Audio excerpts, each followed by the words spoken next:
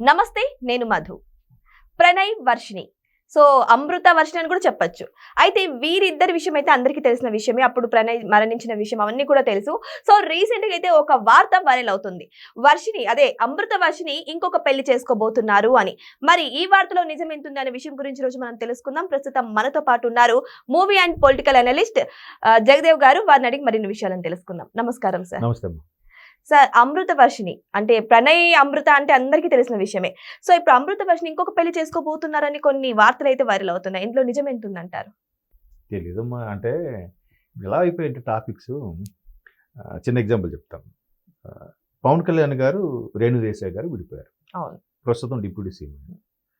So ఆయన గురించి ఈమె గురించి ఆయన కానీ ఎక్కడ ఒక స్టేట్మెంట్ కానీ ఒక అలాంటి వాళ్ళు ఇలాంటి వాళ్ళని చెప్పుకోవడం కానీ లేదంటే బురద జల్లే ప్రయత్నం కానీ ఏమి ఈ రోజుకి కూడా ఆవిడకి తర్వాత విడిపోయాక కూడా చాలా ఇంటర్వ్యూస్ చేసిన ఆవిడ ఎప్పుడేం చెప్పేది, నిజంగా సచ్ అ నైస్ పర్సన్, ప్రజలంటే పిచ్చి, జనాలంటే పిచ్చి, జనాలకి ఏదో చేయాలి, అలాంటి తపన, ఎంత స్టార్డమ్, ఎంత బ్యాక్గ్రౌండ్, ఒక మెగాస్టార్ తమ్ముడు, ఒక పెద్ద ప్రొడ్యూసర్ తమ్ముడు, ఎంత ఇది కూడా ఏదో చేయాలని తప్పననే ఆవిడ పాజిటివ్గా చెప్పిందే తప్ప ఈ రోజుకి నిరూపించు.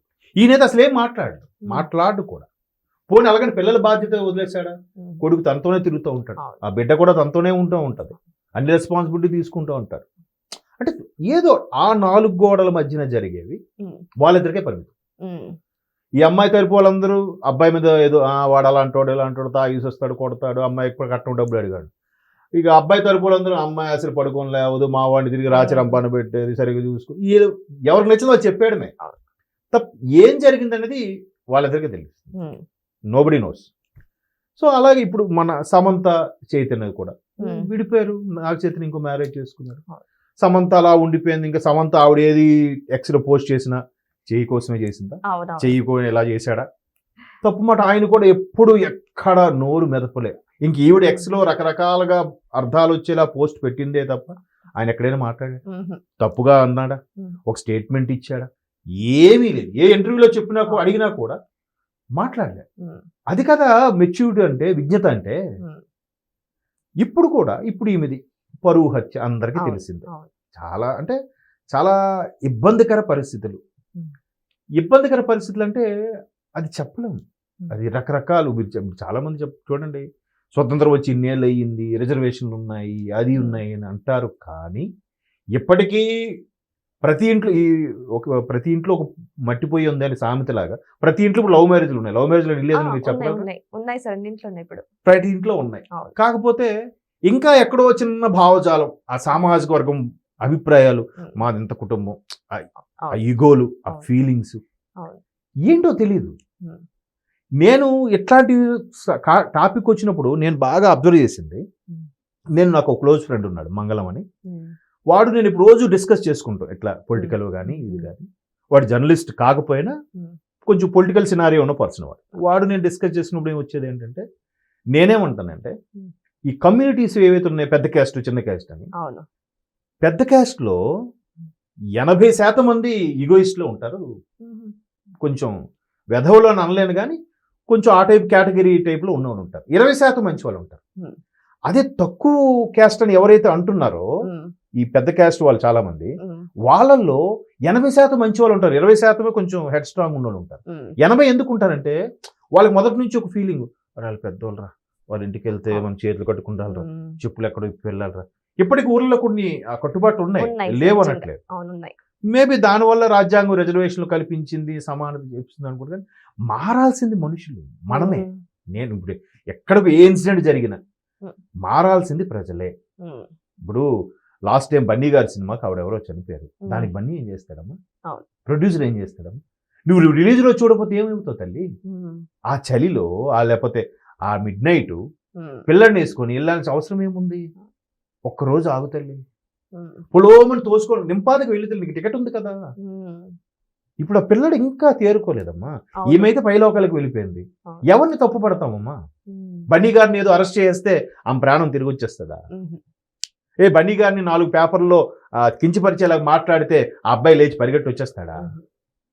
అంటే ఇవన్నీ నాకేమనిపిస్తుంది అంటే, మారాల్సింది ప్రజలే, మనమే. ఎవ్వడు మారడు. మళ్ళీ అందరూ సోషల్ మీడియా వచ్చిన ప్రతి ఒక్కడు సోషల్ మీడియా కామెడీ పెట్టేవాడే, అవును. ఫోన్ ఉన్న ప్రతి ఒక్కడు యూట్యూబ్ ఛానల్ మెయింటైన్ చేసేవాడే, యూట్యూబ్ ఛానల్ మెయింటైన్ చేసే ప్రతి ఒక్కడు జర్నలిస్ట్ లా ఫీల్ అయిపోతాడు. ప్రతి ఒక్కడు మళ్ళీ ఇగోలు, బ్లాక్ మెయిల్ చాలా ఉన్నాయి. సో ఇక్కడ కూడా ఈమె ఏదో జరిగింది, పరువు జనరల్గా మీరు చూడండి, సగానికి సగం మంది పక్కోడు ఏమనుకుంటాడని బతికేస్తూ ఉంటాం. అవును, ఇట్స్ ట్రూ సార్. ఎందుకంటే for example me dressing sense ఉందనుకో, మీరు మీ వారో, మీ ఫ్రెండో, మీ ఫ్యామిలీ మెంబర్ ఎవరు వేసుకున్నాక ఇది ఓకేనా, బాగానే ఉందా అని అడుగుతారు. మీకు నచ్చింది మీరు వేసుకుని రండి అమ్మా అంటే ఒక ఫీలింగ్ అది, అంతే. తర్వాత అరే ఎవడైనా ఏమో అనుకుంటాడేమో, లేదు ఇలా కాదు, బాగాలేదురా, ఏంటి బాగాలేదు, ఎవడో ఏమో అనుకుంటాడేమో. నిజంగా అలాగ భావజాలు ఎవడో అనుకుంటే నాకు సంబంధం అలాగ ఉండేవాడు నిజంగా రామ్ గోపాల్ ఒక్కడేమో. అంటే మనం చాలా మంది మనసులో ఉంటుంది ఇలా బతకగలం ఏమో కానీ బతకలేరు ఆయన, అంతే. నేను ఇలాగే ఉంటా, నేను ఇలాగా ఇప్పుకొని తిరుగుతా, నా ఇష్టం అంటాడు ఆయన. దాన్ని మనం ఏమంటాం, ఏమో ఇడవటండి చాదస్తలాగా ఉన్నాడు, ఎవడు పిచ్చోడ్లాగా ఉన్నాడు, ఓవర్ యాక్షన్ కానీ ఇలాంటి పేర్లు పెడతాం మనం కదా. సో ఇక్కడ కూడా అలాంటి కోవకు చెందిదే ఈ పరువు హత్య కూడా. అరే నీ కూతురు నీ ఇష్టం, ఎవరినో ఇష్టపడి చేసుకుంది, అయిపోయింది. కొన్ని వందల సినిమాల్లో చూపిస్తున్నారు, పోని పర్వాలేదు. తరువాత లేదు వచ్చేవాడు ఆ జాతివాడు తక్కువ జాతివాడు చేసుకున్నాడు, పుట్టేవాడు ఎలా పుడతాడు, వీడి బ్లడ్ ఏది కలుషితం అయిపోతుంది, పలానా మారుతిరావు గారు అమ్మాయి అని పేరు మారుతిరావు అనుకుంటా సూసైడ్ చేసుకున్నాడు కదా. అంటే ఆయన ఎంత పెయిన్ భరించి ఎంత దీంట్లోకి వెళ్ళిపోయాడు. నేను మీకు చిరునవ్వుతో సినిమా చూసారా? ఆ సినిమా చూడండి ఒకసారి. దాని త్రివిక్రమ్ గారి డైలాగ్స్, రామ్ ప్రసాద్ ఎవరో డైరెక్టర్, ఆయన వేణు, తొట్టెంపుడు వేణు. అందులో ఒక డైలాగ్ ఉంటుంది, అమ్మాయి మళ్ళీ తిరిగి ఆడెవడో మోసం చేసి వస్తే ఇంటికి తీసుకెళ్ళదు, మా పరువు తీసామని కొట్టేస్తా, అప్పుడు ఆపుతాడు అనమాట. తీసుకెళ్ళండి, ఆడి పేరు ఏదో ఉంటుంది, రామారావు మాస్టర్ గారు అమ్మాయి ఎవరితో తిరిగింది అని మాట్లాడుకునే తీరిక జనాలకి లేదన్నయ్య, లేదు మావయ్య, నిశ్చయంగా వద్దు, వాళ్ళ కోసం బతకొద్దు అని చెప్తాడు. సో అట్లాగా ఎంత చెప్పినా మళ్ళీ మనం ఎలా అంటే వీళ్ళ కోసం బతుకుతుంటాం. అలా బతికిన మరుక్షణం ఇలా జరుగుతుంటాయి, సహజం, ఏమనలేము. సరే ఎన్నాలని ఉంటుంది, ఇప్పుడు 2018లో ఇప్పుడు ఉంది, బాధపడుతూ ఇంకెన్నాళ్ళు ఉంటుంది. తను సింగిల్ గా లీడ్ చేయాలంటే కష్టం, ఎవరో ఒకరిని పెళ్లి చేసుకోవాలి. ఇప్పుడు ఇంకొక చిన్న టాపిక్ చెప్పి క్లోజ్ చేస్తాం. బేబీ సినిమా రిలీజ్ అయింది, మేము రీసెంట్ గా హీరోయిన్ గా అయింది ఆమె, మంచి అలవైకడ పొరలో చెల్లెలుగా చేసి వైష్ణవి.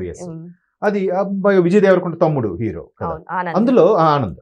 ఇద్దరు ఇష్టపడుకున్నాక ఆఖరికి వాడు ఈ అమ్మాయి ఇంకోటి ప్రేమించి వాడితో వెళ్ళిపోతుందని బాధకి ఇంకా దాని మీద ఇష్టం ఉన్నా దాన్ని ఇంకా చూడు, పాపం వెళ్ళి బతిమాలతుంది, ఒప్పుకోడు. వాడు క్లైమాక్స్ లో తను ఇంకోళ్ళు పెళ్లి చేసుకుంటున్నట్టుగా చూపిస్తారు. సో ఇదే విషయం మీద చిరంజీవి గారు హిట్ అయిన తర్వాత సక్సెస్ మీట్ లో వచ్చి మాట్లాడారు.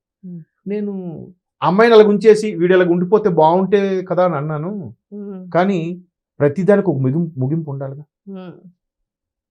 సో అమ్మాయి ఇంకోటి చేసుకుని తప్పదు, లేకపోతే వీడికి కూడా ఇంకొన్నాళ్ళు పోయాక ఎవరో వీడి భావజాలం తగ్గదు అమ్మాయి, లేదు సరేలే బాగా వీడిని కేర్ తీసుకున్న అమ్మాయి వీడు చేసుకోవచ్చు, తప్పే ఉంది. సో అలాంటి కన్సర్న్, ఆ ముగింపు ఉండాలి. ఎవరైనా ఆరెంజ్ సినిమాలు అదే చెప్పాడు కదమ్మా, ప్రేమ అనేది ఎప్పుడు కంటిన్యూ ఒకేలాగా ఉండదు, మారుతూ ఉంటుంది. ఇప్పుడు ఎస్పెషల్ అమ్మాయిలే ఉన్నారు, ఆడవాళ్ళే, వాళ్ళు ఎంత హ్యాట్స్ ఆఫ్, తల్లికి ఎందుకు అంత స్థానం ఇచ్చారంటే ఎంత ఇదైనా కూడా బిడ్డలు పుట్టాక భర్త మీద కన్నా బిడ్డల మీదకి ఎక్కిపోతుంది ప్రేమ. అలాగని వాడి ఇంపార్టెన్స్ ఎవరని కాదు, వీళ్ళతో పోస్తాడు సెకండ్ ప్రియారిటీలోకి వెళ్ళిపోతాడు. ఈవెన్ భర్తకు కూడా ఆడపిల్ల పుట్టిందనుకో దాని మీద తల్లి బంగారు తల్లి అంటాడు, పిల్లం తల్లి అందరు సెకండ్ ఆప్షన్ అయిపోతారు కదా. అంటే మారుతూ ఉంది ప్రేమ కూడా. ఈ మారుతూ ఉన్న దాని మీద కూడా మనం సీరియస్ గా తీసుకునే కక్షలు కార్పణ్యాలకు వెళ్ళిపోతాం. అది చేంజ్ అవ్వాలి, యాక్సెప్టెన్స్ రావాలి. రానంత వరకు ఈ పరువు హత్యలు, పోనీ ఈయనేదో ఫీల్ అయ్యాడంటే వాళ్ళ తమ్ముడు కొడుకు వీళ్ళందరూ మా చెల్లికి ఎవడో చేస్తాడు, ఎవడరాడు, క్షణిక ఆవేశం. ఏమైంది, పోనీ మీరు లోపలికి వెళ్ళారు, మీ జీవితాలు నాశనమేగా.